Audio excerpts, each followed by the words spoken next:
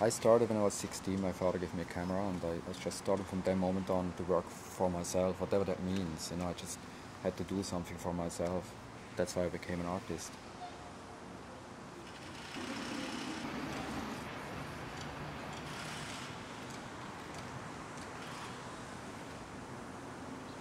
A few years ago I went to Easter Island and I saw this huge moai standing there. They stand there for a few hundred years, but they look like they would break down tomorrow.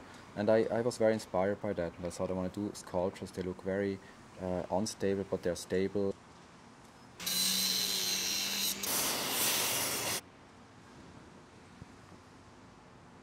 We planned to make them out of steel, and I guess for the engineers it was just too heavy.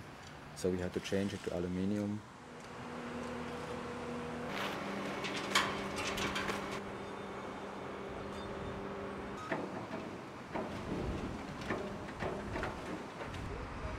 As an artist, you have a language, you want to say something. When I make up stories for shows, listing like 3 months in the gallery or 1 month, you can risk a story speaking about just something in the time. And sure, for a public art piece like this, there for 10, 20, 30, 40 years, you have to find something what stays over a longer time. And I just thought, in that case, guardians and these kind of sculptures, you think they could be creatures, but then not. So it's between. I try to make it really like that. It's never really a fist in your eye, kind of discreet, but still there's space for interpretation for the next 20, 30 years.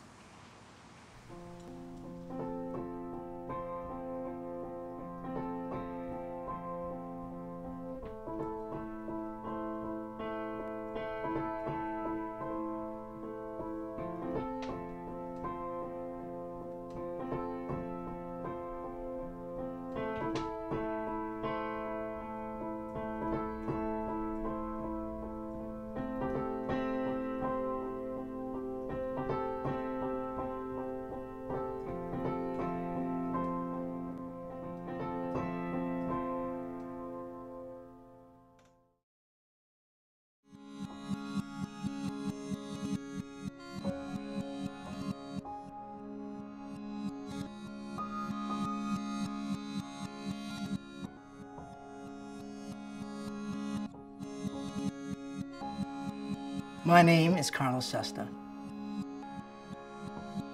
Moray relates to my own studio practice because in a way I'm sort of known as the guy that makes fake balconies, or I work with those ideas and tropes, the idea of vernacular architecture, and especially railings and metalwork. So when I think of Toronto I think about the history of Toronto, there's a term that comes up, the idea that it's a city of neighborhoods, and it's something that we're proud of. When I think of that, I associate it with this idea of vernacular architecture, the idea that people, succession of people, have moved into neighborhoods and made it their own through this way of adding to the architecture. So that's always where I was interested in with my work and how to relate it to some kind of art practice. So in that regard, by creating new railings in a new neighborhood, it was a way of making a link between those other neighborhoods and the new ones that are emerging on the waterfront.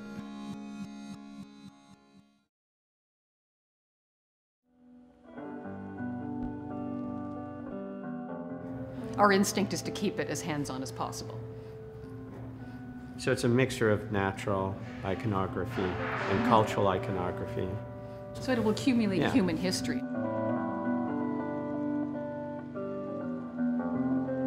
One of the considerations of the project in the original description was wayfinding, or a marker, to be able to spot your building from the corner or whatever. And that's where the unicorn horn, some of its formal properties were. Well, it's got profile and it's got height. It's basically around 39 feet high. I was surprised by the profile of the buildings in the village, and I do understand the need for a sighting, something that actually marks a location, because it's hard to figure out where north and south is. And generally, I think coming around the corner and saying there's a frog would probably do it for you. And the proposition for this particular, the frog part of the piece, was that that would be the hands-on, intimate relationship that the public would have. So we're conceiving, like the height dimensions are specific so it wouldn't be alienating to children, that they could actually climb on it. And then we're transferring this tactile relationship of our making process into the sort of the tactile reception of children or people who are engaging it. So it's designed that the warts will eventually get burnished in the areas where people approach it, rub up against it, touch it the most. So it will accumulate human history and a human interactive history at the same time. We try and invest that in anything we make. If it's going to be public, it should be a shared, positivity is really our stand. And it should bring increase of some kind, whether it be like intellectually or, through myth, through legend.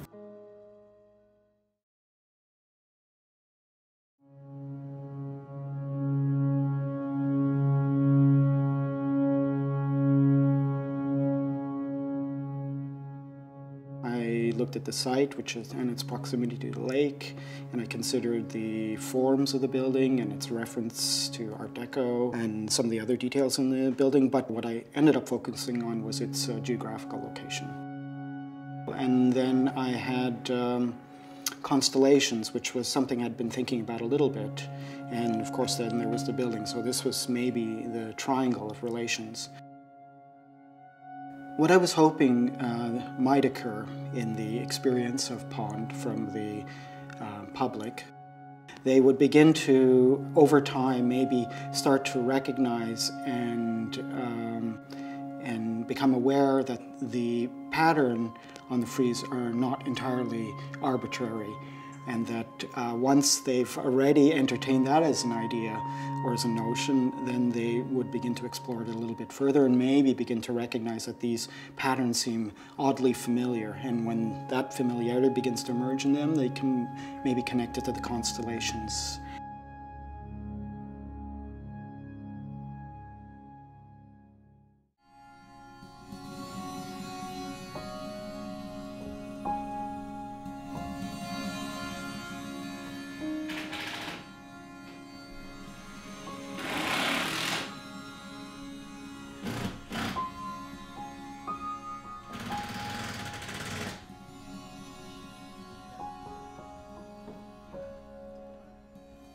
My name is Jennifer Marmon.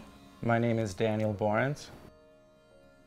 Waveside, its origins and conception came from a site-specific, site-responsive gesture, something that is close to Lake Ontario, something that had to work in terms of scale and the proximity to the viewer, passers-by, cars, TTC moving, and also really quite a grandiose building. Waveside is really an intervention. It's not just decoration on the building. It's as though the building is the bow of a ship running through the water, and then the waves are crashing against the building and splashing up. The tallest wave measures 16 feet.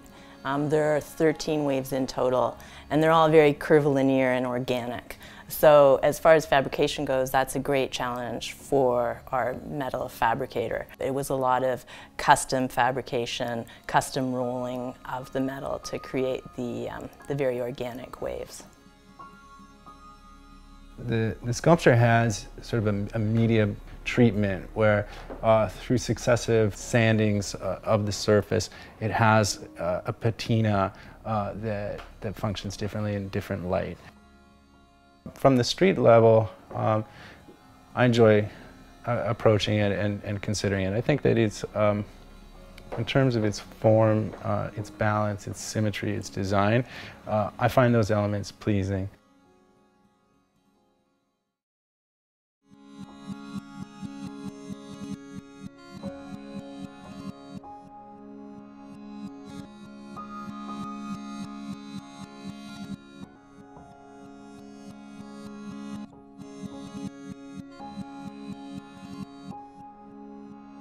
Initially, it was called something else. When it came time to title it, it was difficult, and I came up with Drift because I tried to make some kind of association with the proximity to the water and to the lake, which seemed to be the most outstanding, important feature of the neighborhood.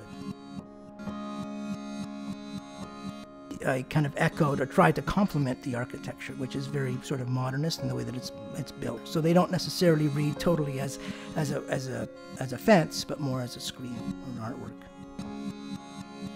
The graphic detail in the work actually evolved out of one of my sculptures. It was an early piece that I did in the mid-90s. I essentially took an idea that I had developed and changed it.